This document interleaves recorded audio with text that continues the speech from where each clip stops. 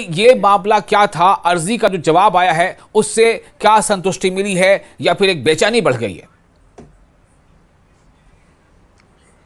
देखिए, बात यह है कि जो जवाब आया ये तो स्टेटेड लाइन पे है, वो तो एक्सपेक्टेड है, क्योंकि गवर्नमेंट ऑफ इंडिया ने जो कानून बनाया उसे अपने कानून को डिफेंड करेंगे और पिटीशन को अपोज करेंगे। लेकिन काफी अरसे के बाद ये जवाब आया है, क्योंकि 21 अक्टूबर को जम्मू कश्मीर हाई कोर्ट में यह पिटीशन फाइल हुई थी, तो काफी अपॉर्चुनिटीज लेने के बाद उन्होंने जवाब फाइल किया। अब इसके बरक्स हम अपना रिजाइंडर देंगे और फिर कोर्ट से अपील करेंगे कि एक डेट जो है फाइनल हियरिंग की फिक्स हो और उस पर बहस हो, क्योंकि ऑनरेबल हाई कोर्ट ने एक क्वेश्चन फ्रेम किया है। जो हमने मुद्दा उठाया था जी, हम सुप्रीम कोर्ट पहुंचे थे क्योंकि 8 अक्टूबर को काउंटिंग होनी थी। उससे पहले वोटिंग के बाद जी ये शाम और सुबह ही खबर आ गई कि 5 लोग फलां उनके नामजद भी हो गए थे कि बीजेपी के ये लोग होम मिनिस्ट्री से नाम क्लियर हो रहे हैं और लेफ्टिनेंट गवर्नर साहब जो ही गिनती करवाएंगे साथ में ही 5 लोग नामजद कर देंगे जी। क्यासरा ये थी कि भारतीय जनता पार्टी कोई तोड़ फोड़ के साथ कहीं नजदीक पहुंचेगी। अगर 5 लोग नामजद होते तो अगर 43 होते कांग्रेस नेशनल कॉन्फ्रेंस के पास, जब 47 हमारे पास होते, 43 बीजेपी या कुछ और लोगों के पास होते और 5 लोग मिला करके वो 48 हो जाते और एक मेजॉरिटी जिसको मैंडेट मिला वो माइनॉरिटी हो जाती और माइनॉरिटी मेजॉरिटी में हो जाती। और इसीलिए on the day of counting हमने मॉर्निंग ये पिटीशन सुप्रीम कोर्ट में दायर की कि अगर वो सिचुएशन बनती है तो अर्जेंट मेंशन करके हम इस पे बहस करवाएंगे कि ये काम रोका जाए कि मेजॉरिटी जो मैंडेट से आई है उसी को बनाना दिया जाए, मेजॉरिटी को माइनॉरिटी में ना बदल दें। लेकिन चूंकि अर्जेंसी नहीं रही, ये बाद में लगा और सुप्रीम कोर्ट ने हमको इजाजत दी। हमने वो मुद्दा यहाँ उठाया कि ये कानून जो है ये कॉन्स्टिट्यूशन की बेसिक स्पिरिट के खिलाफ है, basic structure of the constitution के खिलाफ है जी। कि आज 5 हैं, कहीं 7 होंगे और फिर जो है आप तो मैंडेट का या डेमोक्रेसी इलेक्शन का मतलब नहीं। और इसलिए ये हमारी बेसिक बुनियादी जो है वो है कि this is against the basic structure of the constitution और डेमोक्रेसी स्पिरिट के खिलाफ है। जो क्वेश्चन हाई कोर्ट ने दोनों तरफ को सुना 1 घंटे तक, इसमें senior Supreme Court lawyer doctor Abhishek Manu Singhvi, दूसरी तरफ से सुप्रीम कोर्ट लॉयर जो गवर्नमेंट की तरफ से तुषार मेहता जी को सुनने के बाद कोर्ट वॉज कन्विंस्ड के देयर इज ए पॉइंट और उन्होंने इसको एडमिट किया और क्वेश्चन फ्रेम किया कि क्या ये प्रावधान जो 15A 15B जो रीऑर्गेनाइजेशन एक्ट में डालेंगे क्या ये बेसिक स्ट्रक्चर के खिलाफ है। और उस पर अब बहस होगी, जवाब इस तरफ से आएगा, हम भी जवाब रिजाइंडर फाइल करेंगे और अल्टीमेटली इस चीज पे फैसला होना है कि क्या ये कानून जो है वो सही है, ये रीऑर्गेनाइजेशन में एक बेसिक स्ट्रक्चर ऑफ कॉन्स्टिट्यूशन के खिलाफ है, जो सही है। और आज जो जवाब आया है वो स्टेटेड लाइन पे है। हम चाहते थे उनका जवाब आए ताकि हम उस पर बहस कर सके कि पता लगे गवर्नमेंट ऑफ इंडिया वो कहाँ खड़े और हमको पता था। बाकी सेकंड राउंड में बताऊंगा। ठीक है, अगर आप और सुनना चाहते हैं तो हमारा ये है जी। रविंदर जी आपको हमने सुन लिया। देखिए बात है कि आप हमसे बने रहे जी। मैं जरा फर्स्ट रिएक्शन ले लेता हूँ। Retired justice Hasan Masoodi MLA है नेशनल कॉन्फ्रेंस के। चूंकि अभी ये मामला कोर्ट में बहस भी हुई है और मसूदी साहब भी काफी तजुर्बा रखते हैं कोर्ट की हेयरिंग्स का, चूंकि जज भी रह चुके हैं। मसूदी साहब, आप बहस थे एमएलए, मैं आपसे जानना चाहता हूं कि क्या है ये जो बहस हुई और इस पर जो अब तू में चल रहा है और इस पर ये लग रहा है, ये मतलब एक तरह से बात ये कही जा रही है जो आपके ओपोनेंट हैं उनकी तरफ से कि भाई ये तो पहले से तय था, ये तो ऐसा नहीं है कि अब जैसे आप मुद्दा उठाते हैं कि भाई हमें इख्तियारात कम है, तो ये तो पहले से तय था रीऑर्गेनाइजेशन एक्ट ऑफ स्टेट के तहत, तो अब इख्तियारात आपके पास कुछ कम होंगे, आप फुल फ्लेज सीएम के तौर पर होंगे नहीं, तो इस तरह से ये मामला ही पहले से तय था। तो अब इसको लेकर के क्यों सवाल जवाब, क्या इसमें कोई होप नजर आता है, कोई स्कोप नजर आता है नेशनल कॉन्फ्रेंस को या कांग्रेस को अपनी सियासत को लेकर के जम्मू कश्मीर में? जी, पहले ये बात जैसे शर्मा साहब ने कहा और आपने भी अपने इब्तिदाई कलमात में कही बात की, अभी मामला ज़ेर समात है। देखिए, एक ये व्यू पॉइंट है कि ऐसा सारा एक ऐसा कुछ करना जमहूरियत के खिलाफ है, जमहूरियत के मुनाफी है, क्योंकि इससे क्या होगा कि अवाम का जो मैंडेट है वो मुतासिर होगा। ठीक है। और अभी आज की तारीख में जनाब होम मिनिस्ट्री से ये जवाब आया कि नहीं, ये सारा इख्तियार लेफ्टिनेंट गवर्नर साहब का है। तो पहली बात यह है कि ये अभी मामला ज़ेर समाअत है। ठीक है। तो इस पर जो हर एक पक्ष अपना अपना जो हर एक जो उसमें हमारी जो हाईकोर्ट के सामने है अपना पक्ष रखेगा, अपना जो भी उनका मौक़िफ़ होगा वो रहेगा, तो उसके बाद बात होगी। अब जहाँ तक इस इख्तियार की बात है, हाँ, देखिए पहली बात यह है कि मूल मंत्र क्या है आईन का, वो जो हमारा फेडरलिज्म है उसमें यह है कि सरदारी अवाम का हक है। ठीक है। आजकल जो आप देख रहे हैं, आजकल बहस जो हो रही है इलेक्शन कमीशन हवाले के, वो यही है कि एक वोट से सरकार होती है और एक वोट एक शख्स का, एक फर्द का एक वोट है और उसी से सरकार वजूद में आती है, मेंबरान चुने जाते हैं। लेकिन जब आप ये नॉमिनेशन की बात करते हैं तो उसका मतलब है ये आप जो एक जमहूरियत का तरीक़ाकार है उस तरीक़ा के मुनाफी आप नामजद करते हैं मेंबरान। दूसरी बात आपने खुद कही कि इस असेंबली में इतनी बड़ी तादाद में, कसीर तादाद में, 5 को अच्छी खासी तादाद होती है, तो 5 की तादाद में आप अगर नॉमिनेशन से करें, जमहूरी तरीके से ना करें, तो उससे मुतासिर होगा मंडेट, जो अवाम का मंडेट है वो मुतासिर होने का एहतिमाल है, अंदेशा है। अब रही बात ये इख्तियार अगर हो, बिल फर्ज बहाल अगर हम जाने ये माने पल भर के लिए कि नहीं, क्योंकि कुछ सेगमेंट सोसाइटी में होते हैं जो अनरिप्रेजेंटेड होते हैं, उनको रिप्रेजेंटेशन मिलनी चाहिए। लेकिन फिर सवाल ये होता है कि ये इख्तियार किसके पास होना चाहिए? जी देखिए, ये इख्तियार होना चाहिए एक इलेक्टेड गवर्नमेंट के पास। आज जो होम मिनिस्ट्री ने यह पक्ष रखा है कि नहीं जी ये एलजी साहब का, देखिए एलजी साहब एक एडमिनिस्ट्रेटर हैं, जो मरकज़ की तरफ से एक एडमिनिस्ट्रेशन की उनकी जिम्मेदारी है।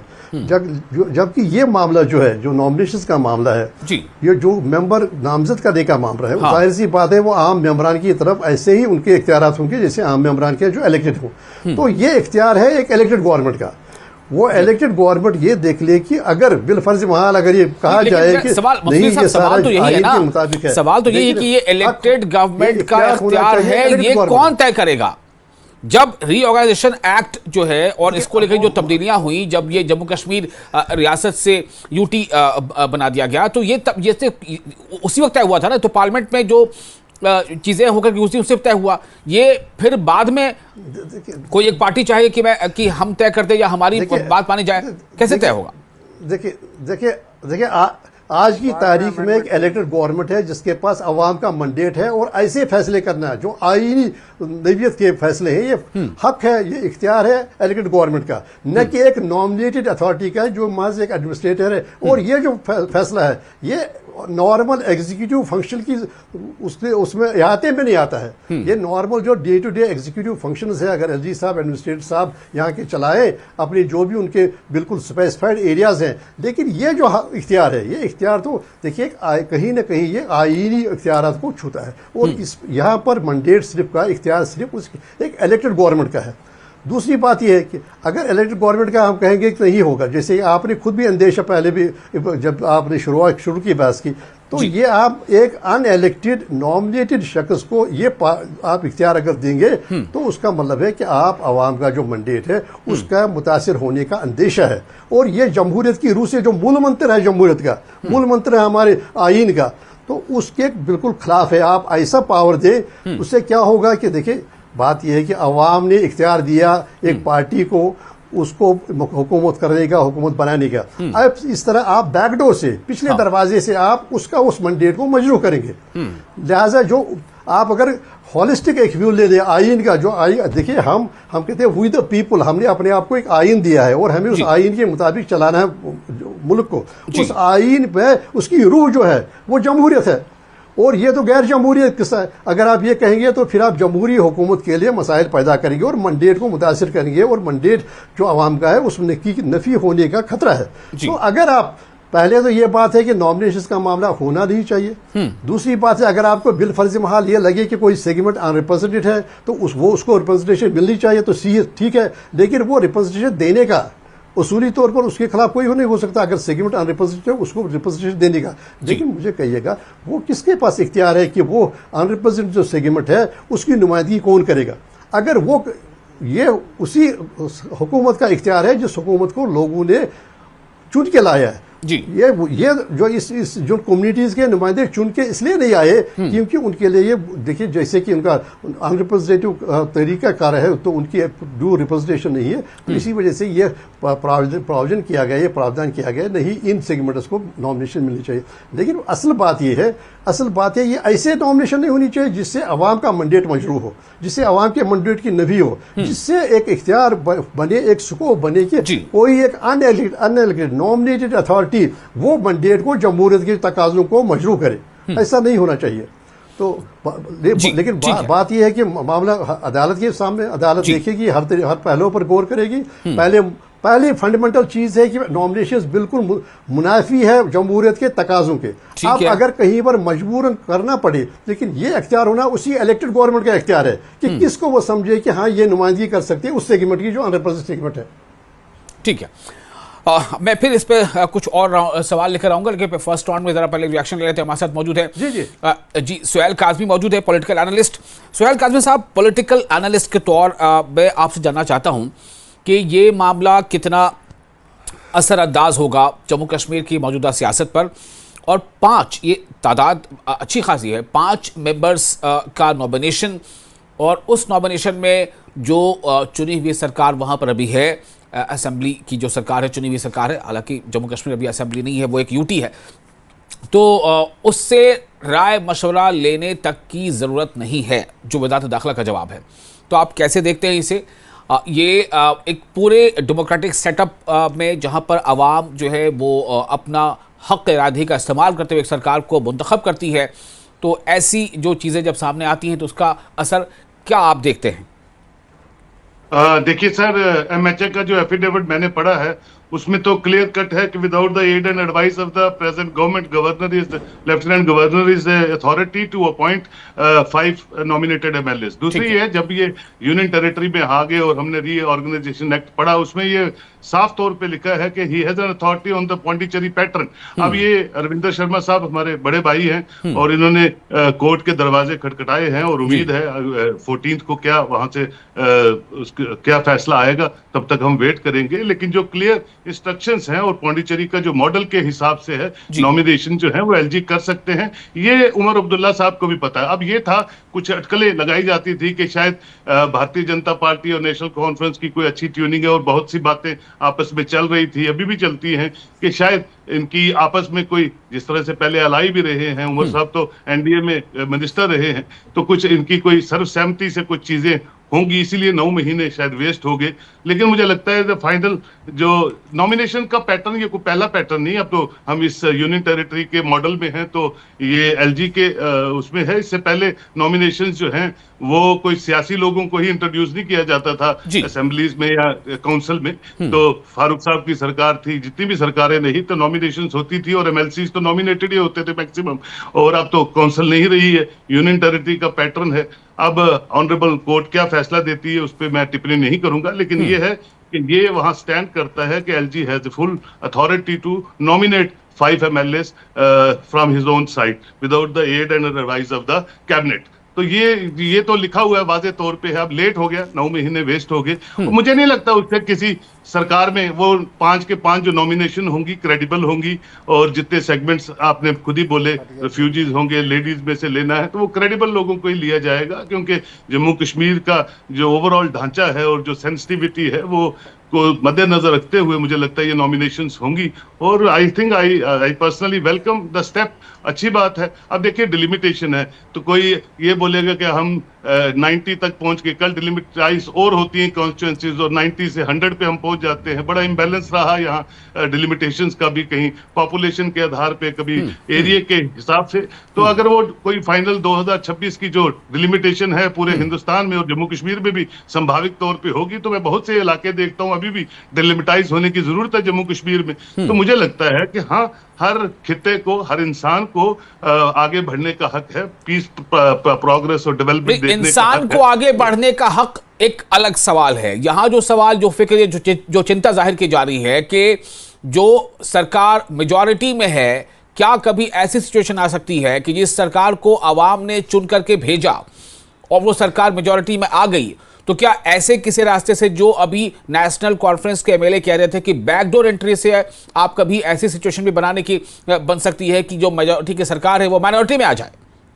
कैसे हो सकता है मुझे बता दीजिए। आप नंबरों का आंकड़ा लगाइए, जस्टिस साहब बैठे हैं, वो किसी भी आंकड़ों के हिसाब से 5 को ऐड कर लें, आप भारतीय जनता पार्टी से भी ऐड कर लें, तब भी मेजॉरिटी की नंबर भारतीय जनता पार्टी के पास नहीं आता है। हाँ, मैं 10 होते 15 होते तो मैं बात करता। 5 नॉमिनेशंस हैं, उससे मुझे नहीं लगता कि माइनॉरिटी मेजॉरिटी में रिप्लेस हो जाएगी।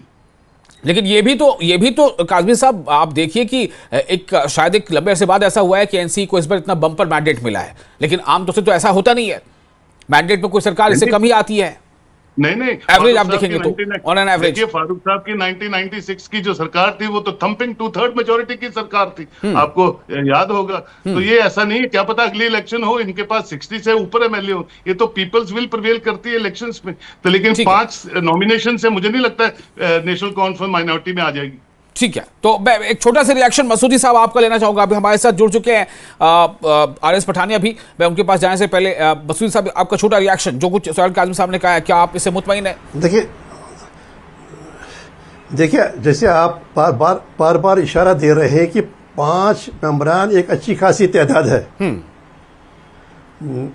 तो आपने खुद इसकी तरफ इशारा दिया।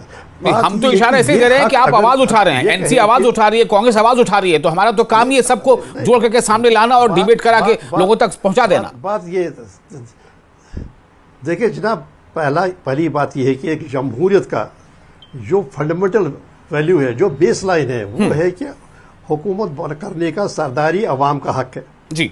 जब आप अवाम अपने वोट का इस्तेमाल करते हैं तो एक जमात के हक में देते हैं और जमात को ये इख्तियार देते हैं कि वो सरकार बनाए।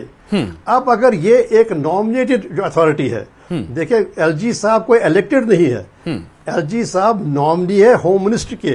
अगर उन्हीं को ये इख्तियार दिया जाए, तो क्या इसका अंदेशा नहीं, एहतिमाल नहीं है कि जो मैंडेट है अवाम का, उस मैंडेट को कभी भी मजरू किया जा सकता है, उस पर कभी भी उसको मनफी सिमत में लिया जा सकता है। अब देखिए, हमें यह समझना चाहिए कि फंडामेंटल प्रिंसिपल आईन का क्या है।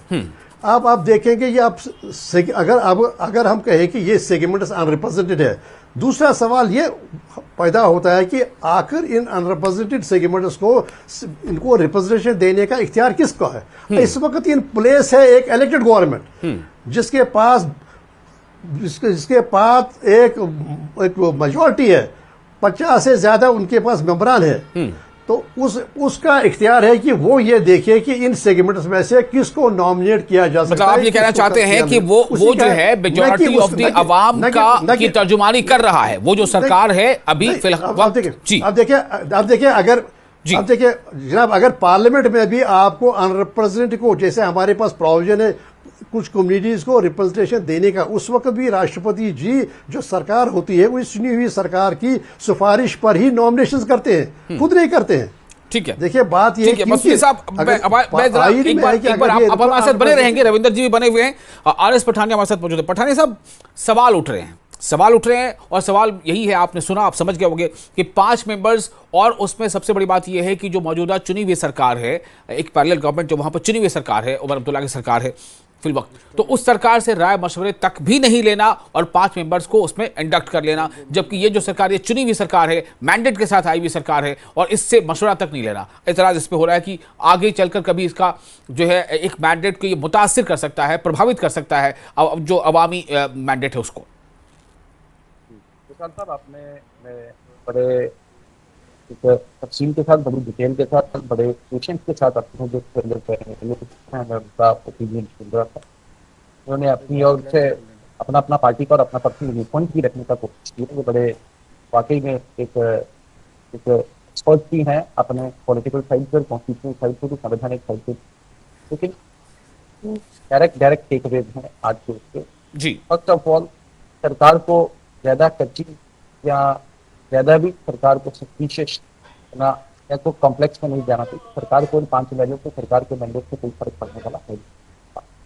लेकिन जम्मू कश्मीर जो विधानसभा की कॉन्स्टिट्यूशन है, जम्मू कश्मीर रीऑर्गेनाइजेशन एक्ट जो है, ये सबके ध्यान में है कि वो एक्ट है जो कि सुप्रीम कोर्ट में अंदर चैलेंज था, इसकी इंसेप्शन सुप्रीम कोर्ट में अंदर चैलेंज थी, और अंतिम सुप्रीम कोर्ट के फुल बेंच ने जो फैसला दिया है साफ और स्पष्ट है So this act has the support, it has the mandate of both the houses of the parliament and the full bench of the Supreme Court also. तो तीसरा, जब ये एक्ट नॉमिनेशन की बात करता है तो ये तो नई चीज नहीं है। अब हमारा जो भारत का जो डेमोक्रेसी का जो मॉडल है, which is Westminster model of democracy, तो वेस्टमिनिस्टर मॉडल ऑफ डेमोक्रेसी सबसे पहले इंग्लैंड में चलेंगे, सबसे पहले जिसका जन्म वहां हुआ, तो इंग्लैंड में भी हाउस ऑफ लॉर्ड्स का एक कॉन्सेप्ट तो है, पूरे देश में नॉमिनेशन का कॉन्सेप्ट है, पूरी दुनिया में नॉमिनेशन का कॉन्सेप्ट है। अगर जम्मू कश्मीर में हो गया, देखें जम्मू कश्मीर में अगर वही और नॉमिनेशन का पर्पस क्या है, उसका ऑब्जेक्ट क्या है, जम्मू कश्मीर एक कॉन्फ्लिक्ट वाला एक जोन रहा है, तो कुछ ऐसी कम्युनिटी, कुछ ऐसे लोग जो इस कॉन्फ्लिक्ट जोन में एक चुनाव के रंबल और टंबल से जीतने में सक्षम नहीं है, मान लीजिए रेफ्यूजीज है, वो लोग जिन्होंने उस वक्त पाकिस्तान की सिचुएशन स्थिति को रिजेक्ट करके एक सेक्युलर डेमोक्रेटिक भारत का पार्ट लिया और पिछले 6-7 दशक वोट तक नहीं डाल पाए कभी आज तक, और जिनको अगर नुमाइंदगी उनकी अगर आवाज सुनी जा रही है विधानसभा के पटल पे, या महिलाएं जिनको शादी के बाद जिनका एक यहाँ पे राइट टू प्रॉपर्टी यहाँ पे स्नैच किया जाता था, अल्टीमेटली ये कोर्ट ने रिलीफ दिया तकरीबन 50 वर्ष के बाद, लेकिन वो पार्शियल रिलीफ था। तो same is the case with Kashmiri Pandit. मैं तो कहता हूँ सेकेंड वर्ल्ड वॉर के बाद का सबसे बड़ा दुनिया में एक बहुत बड़ा एक्सोडस, अगर उनको रिकॉग्नाइज करके, उनको ऑनर करके, उनकी एक आवाज, उनका एक सुर, उनकी एक मन की बात अगर ऐसे विधानसभा में सुनने की बात की जा रही है तो उनको ज्यादा राजनीति का स्कोप है। आप बड़े मन से देखें, house mean which represent to aspirations of people of Jammu Kashmir holistically as a whole. इस होल में इस हाउस में इनकी भी आवाज सुनी जाए, इनकी बात की जाए, इनके मन की बात बताने वाला और इनके मन की बात सुनने वाला कोई आदमी हो, वो लोग जो एक इस कॉन्फ्लिक्ट जोन की वजह से एक बहुत पिछड़े रह गए, बहुत नुकसान उठाया, बहुत इनजस्टिस हुआ। माननीय जज साहब अभी कॉन्स्टिट्यूशन की बात कर रहे थे, देखें राइट टू इक्वेलिटी एक बेसिक प्रिंसिपल है फंडामेंटल राइट्स का, but equality can not be administered among unequal. जो लोग आपस में अनइक्वल हैं तो उनको बराबर कर देंगे, तो वो बात, इसीलिए ये जो पॉइंट ऑफ नॉमिनेशन या पॉइंट ऑफ रिजर्वेशन का जो कॉन्सेप्ट है, इस नॉमिनेशन को मुझे लगता है शक्ति से ना देखते, पॉजिटिव साइड से देखें, और जम्मू कश्मीर का हाउस एक समावेशी हो, एक सबकी जिसमें जिसे कहते हैं आवाज सुनी पाए, इसी मंशा के साथ ही एक्ट रखा गया। आप सब भी इसे इसका वेलकम करें और इसको नेगेटिव मत करें, नेगेटिव पॉलिटिक्स मत करें, ये मेरा परम अनुरोध है। ठीक है। तो अब सवाल ये पैदा होता है कि इस पे आगे अब क्या हो सकता है, चूंकि रीजॉइंडर फाइल करने की बात सामने आ रही है। सुहेल काज़मी साहब, मेरा सवाल एक छोटा सा सिर्फ यही है कि क्या ये मुद्दा अब अभी एक और उन्हीं चंद मुद्दों जैसा ये भी एक बड़ा मुद्दा बन जाएगा, जैसे अभी स्टेट हिट को लेकर के लगातार अलग अलग पार्टियां प्रोटेस्ट कर रही हैं, मुहिम चला रही हैं, 35A और का मामला सामने आता रहता है, तो ये मुद्दा भी क्या आपको लग रहा है कि ये इम्पैक्ट उस तरह से जोड़ेगा, ये कनेक्ट कर रहा है लोगों को? सुहेल काज़मी साहब, नहीं, मुझे लगता नहीं है ये मुद्दा कोई मुद्दा बनेगा, ये सबको पता है, और उमर साहब को भी पता है, फारूक साहब को भी पता है, जितने भी यहाँ कांग्रेस के लीडर हैं उनको भी पता है कि ये होना ही था, सिर्फ डिलेड हो गया, 9 महीने इसको डिले कर दिया। ये सब आइन में है और सब चीजें हैं, और MHA का एफिडेविट आप पढ़ लीजिए, और सब चीजें उसमें पार्लियामेंट का हवाला दिया हुआ है, सेक्शंस का हवाला दिया हुआ है, सारे लीगल ल्यूमिनरीज है, मैं उनके साथ बहस नहीं कर सकता हूँ, लेकिन मुझे लगता है ये चीजें सब निटिग्रिटीज जो हैं यूनियन टेरिटरी की सबको पता है। और पहले उमर साहब ने कहा मैं इलेक्शन नहीं लड़ूंगा, इसीलिए उन्होंने कहा मैं इलेक्शन नहीं लड़ूंगा, because he was aware of the facts after reading the constitution of the union territory कि इसमें पावर्स कैसी रहेंगी, LG हाउस का क्या रोल रहेगा, लॉ किसके पास रहेगा, होम किसके पास रहेगा, और नॉमिनेशन जो है का पैटर्न भी क्या रहेगा। अब उसको मुझे लगता नहीं इस पे कोई टूल या इस पे कोई बहस बनेगी, और बहुत से मुद्दे हैं, बिजनेस रूल जल्दी आए। और वो हसन मसूदी साहब, क्या ये मुद्दा जो है, ये मुद्दा ऐसा कोई मुद्दा नहीं है जिस पर एक अवामी बेदारी और अवामी इसमें हिमायत मिल सके? क्योंकि कोई भी मुद्दा जो पॉलिटिकल पार्टी उठाती है, जब तक उसको अवामी हिमायत नहीं मिलती है तो वो मुद्दा जो है वो बहुत कारगर साबित नहीं होता। आप इसे कैसे देख रहे हैं? ये बिल्कुल एक मुद्दा है। मुद्दा ये है कि हम एक जो LG साहब का इख्तियार महज एक एग्जीक्यूटिव और पावर का है, वो ये जो हमारा ये नॉमिनेशंस की बात है, ये तो कहीं कहीं इसकी सरहदें आइन के साथ मिलती है। अब देखिए जो भी इस वक्त प्रैक्टिस है, पार्लियामेंट में है। देखिए कई सेगमेंट्स को, कई शख्सियात को नॉमिनेशन मिलती है और वो नॉमिनेशन इलेक्टेड गवर्नमेंट का ही इख्तियार है, राष्ट्रपति जी को उसकी उनकी सिफारिश पर वो ऐसा होता है। यहाँ आपने जैसे खुद कहा कि यहाँ पर कंसल्ट करने की भी कह रहे हैं, जो होम मिनिस्टर का जो एफिडेविट है या रिप्लाई है उनका ये कहना है कि कंसल्ट करने की भी जरूरत नहीं। आप देखिए एक इलेक्टेड गवर्नमेंट है जिसको जिसका मैसिव मैंडेट मिला है और उसका ये इख्तियार आप कहेंगे कि नहीं, उसका इख्तियार नहीं बल्कि एक नॉमिनेटेड अथॉरिटी का है, जो नॉमिनी है होम मिनिस्टर के, जिनका सिर्फ इस हद तक महदूद है कि वो एग्जीक्यूटिव ऑर्डर मामले में अपना ऑर्डर निकाल सकते हैं। उसके ये आईनी जो मामला है, ये मेरी राय में ये हक है, ये इख्तियार है एक इलेक्टेड गवर्नमेंट का। दूसरी बात है, मुद्दा रहेगा चर्चा में।